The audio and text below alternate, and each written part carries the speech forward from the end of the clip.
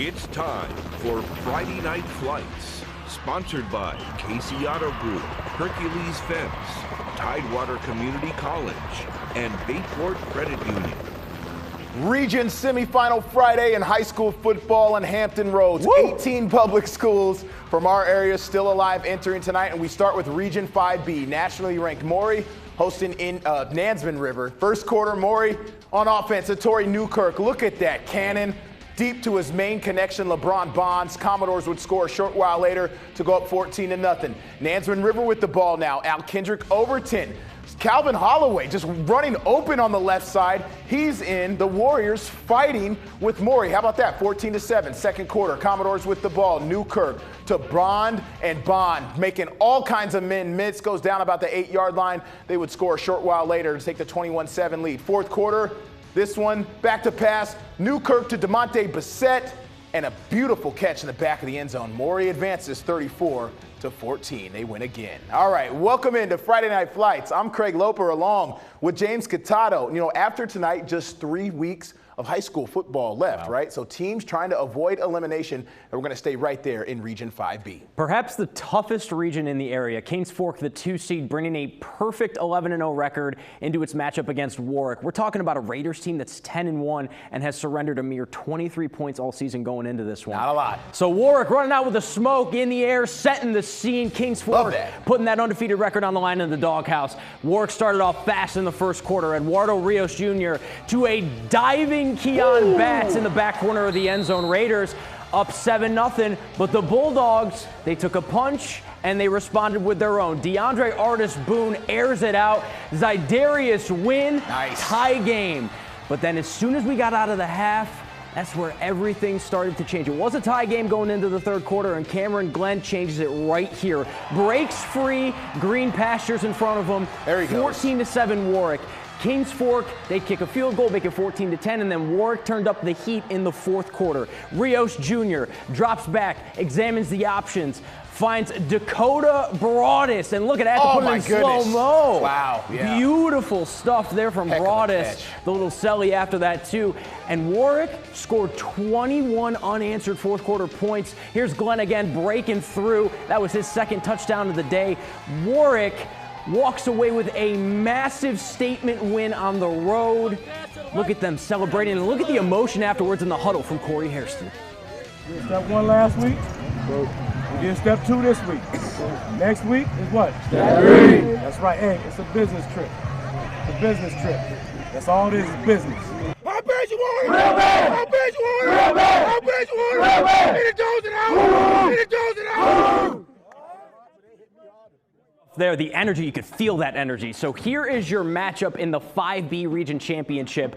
Undefeated Maury will play 11-1 Warwick. The Commodores no stranger to the region title game. This is rare air for the Raiders, who are having one of their best seasons in school history. That game set for next Friday night at Powhatan Field in Norfolk. That should be a good one. Yeah, Warwick just unbelievable. Unbelievable for both teams. Moving on to Region 6A, it's a matchup fans in Richmond and Hampton Roads have been clamoring for years. Yeah, Oscar Smith and Highland Springs. You see the logos, and if you're a Virginia high school football fan, you know these logos. A combined 7 state titles between these two teams in the last decade. The Tigers 8-3 this season, while the Springers coming in 10-1. Their lone loss was to Maury, obviously early in the year. You were there for that one. Yes. Up to Henrico County for the Class 6 Region semifinals. Highland Springs hosting Oscar Smith. There's head coach Chris Scott. Look at the light show before the game. A lot of people have been waiting to see these two teams meet for a long time. First quarter, it's scoreless until Eric Bird for Highland Springs going to take this one 30 yards around the right side, and the Springers strike first there at home, 7-0. Same score now, second quarter. Oscar Smith with the ball. Their freshman quarterback, Lonnie Andrews, connects with his favorite target, Travis Johnson. Big first down. Tigers on the move. Again, Andrews in trouble, looking deep, rolling right. How about the rainbow ball? Johnson comes down with a defender in his face. Another big game. They're now inside the 10. Brandon Nesbitt, their workhorse back when they get down there. The handoff in for 6. We're tied at 7. Now, late second quarter we go. The Springers on the Oscar Smith 1-yard line. Christian Martin keeps it himself, gets a little push from his teammates. He's in there. They were up 14-7 going into intermission. Go to the third quarter now. Martin Hands it off. Bird, this time around the left side. He's going to go down to the 10-yard line. Big gain for Highland Springs tackled there, and they are knocking at the door. Bird now from 5 yards out, little handoff, punches that in. He had over 100 yards on the ground for the Springers to go with 2 touchdowns. Highland Springs up 21-7. Now we go to the fourth quarter and a critical 4th down for Oscar Smith. Andrews takes the snap, looking for Johnson in the end zone, and he just goes back shoulder. It's off his fingertips, though. Oscar Smith falls there near Richmond tonight, 28-7. Tough game. Young team, though, they will be back. Yeah. Moving from 6A to the 5A region semifinals, 7-4 Salem against 11-0 Green Run. The Stallions defeated the Sun Devils 54-7 in their last meeting. Yeah, that was mid-October. Green Run, however, with its first real test of the season last week when it had to rally from a halftime deficit in its narrow 17-12 win over Deep Creek. All right, here we go. Green Run looking for the 12th win of the year. First quarter, Stallions in the red zone. Deshaun Smith takes the direct snap. He bowls his way into the end zone. It was 6-0 after the missed PAT. All the kids are doing that celebration, too. I love it. Salem on offense now. Check out this RPO, James. Jason Scooter Williams missed some time as their starter at quarterback. At one point, they had a DB playing quarterback, but he's back. Scooter to Blake McClung. McClung, how about 78 yards to the house, and Salem takes the 7-6 lead. We go to the third quarter now. Salem still leading 7-6. Brandon Williams told me before the game, Kason Farrar, his quarterback, is a little beat up at this point in the season. He's going to feel this one in the morning, James. Sacrifice scoring team, hard hit there. The scramble for the touchdown, slow to get up. He would walk off under his own power. They did a lot of Wildcat formation tonight, James, because of Farrar's just a little bit banged up right now. Made it 12-7. Salem back with the ball. Quarterback back to pass. Darion Spence, the interception to get his team the ball back. Good little return, and I'm going to show him some love on the sideline right there. That's called a cutaway shot in the business. Third quarter still. Stallions punch it in thanks to Smith again. Second touchdown of the game for him, 18-7 at that point. Salem did have a chance late. They actually kicked a field goal to make it a one-possession game, but Green Run would put it on ice eventually. They win 18-10. Gritty win. In the other 5A region semifinal to Chesapeake, Indian River hosting Kempsville. Kempsville, fresh off that crazy win over Cox. Fourth down play here. Ty J. Curtis, the 9th grader. Oh, my goodness. That's a tough run. He's a freshman, and that's a Chiefs touchdown. They led 7-0 after recovering a muffed punt. The Braves, they're going to go and respond. This goes to Malachi Hinton. Nice moves into the end zone. They missed the PAT, so it's 7-6 Kempsville. Kempsville would answer right back. It's Curtis again. There he goes. Barrels his way in, shakes a defender off. That would put the Chiefs up 14-6. Indian River put together a nice drive before the half. Tyler Allison, we know he's gutsy. He unloads a deep ball. Nice catch by Jonathan Shaw. The Shaw family was so many great players. Braves would have to settle for a field goal. They trailed 14-9 at half. First play of the second half for Indian River, and it's Hinton again. Reverse and field? This one a lot longer than the first one. Oh, man. 80 yards, Craig. Braves up 16-14 after this one. Still time for the Chiefs, though. Let's go back to pass for these Chiefs. But Jordan Harris with the sack. This Indian River defensive line good all year. That's his 21st on the season. 21st? Oh, my gosh. Significant because that set a school record. One final chance for Kempsville. Cade Eidson has to throw it up, but it's picked off by Jason Preston. Wow. And he takes it back the other way. Oh, my goodness. For a pick six. That would be the game-clinching interception as Indian River rallies past Kempsville 22-14 to advance to a 5A region championship game. So here's what the 5A region championship game looks like. It's Green Run, the reigning region champs, against that pesky Indian River team that is peaking and is on fire at the right time. The Braves have won 6 in a row after they lost back-to-back close games against Kings Fork and Oscar Smith. Green Run against Indian River for the 5A region crown and a spot in the state semifinals. That is going to be a good one. All right, still to come, more playoff action from around the area, including Region 4A, where Churchland was hoping to hand War Hill its first loss of the season. We're the Green Run cheerleaders. Don't go away. You're watching Friday Night Lights with Brandon James.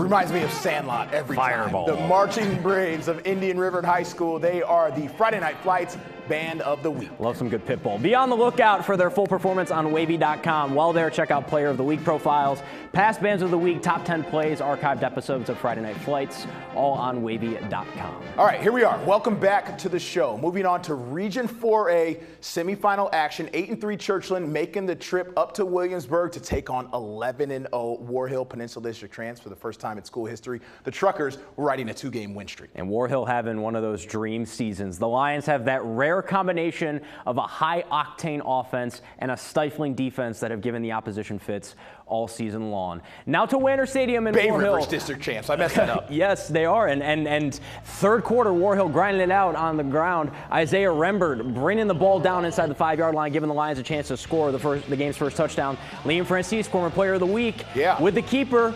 Tough going, but he gets in there to make it 10-0. War Hill gets the ball back in. Francis is going to take off running and score. 17-0 War Hill, and their defense just shutting down the Truckers' offense right here. A sack and a very frustrated Daniel Mitchell, too.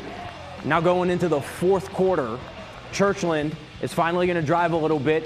Mitchell looking to the end zone and instead finds War Hill's Tavion Blockett, halting the Truckers' drive. The very next play, Francis, who probably just came off from playing safety, now he's back at quarterback, is going to toss out to Talon Edey behind the line of scrimmage, and he's going to take off 92 yards to the end zone. And that was a 24-0 lead and game over for Churchland. War Hill wins it in a shutout fashion, 31-0 to move on to the region final. Jerome Rhodes, it was his birthday the other day. I saw his wife posted on Twitter. Congrats to him. So War Hill goes on to take the winner of tomorrow's other 4A semifinal between longtime rivals Hampton and Phoebus. We know the Phantoms, they've won 30 in a row and have won the last 2 Class 3 state titles, but because of increased enrollment, they are now Class 4. Last week, they defeated Jamestown 104-0 to open the playoffs. That game got national attention. Now, the the Crabbers and the Phantoms met earlier this season. Phantoms won that game 28-6. The Crabbers against the Phantoms in the Class 4A region semifinals tomorrow at noon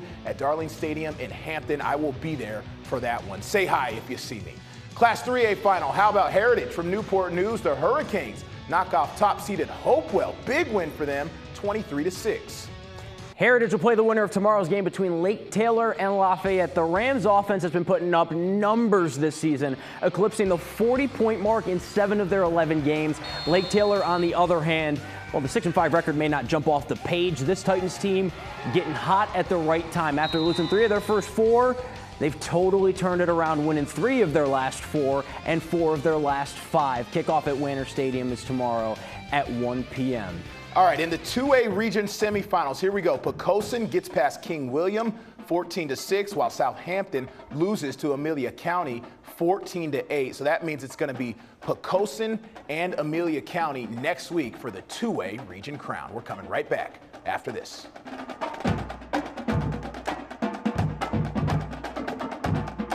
Welcome back. A huge congratulations to the First Colonial girls volleyball team. The Patriots defeated Riverside 3-1 to win the Class 5 state championship.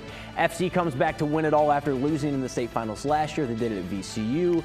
Congrats to the Patriots. Yeah, they won up there earlier this afternoon. Made the trip. We've been spotlighting them. We did their state semi game. Good stuff there. All right, more football talk here. 5A region final, Indian River versus Green Run, of course. We're just recapping this. 5B region final, Warwick versus Maury. Big game there. And then 4A, War Hill versus the Hampton and Phoebus winner. That's happening tomorrow. Look at that shot. Granby and Maury, the home of the Powhatan Field there. Gorgeous. It's a great night. We will see you back here next Friday for region championships. Have a good one.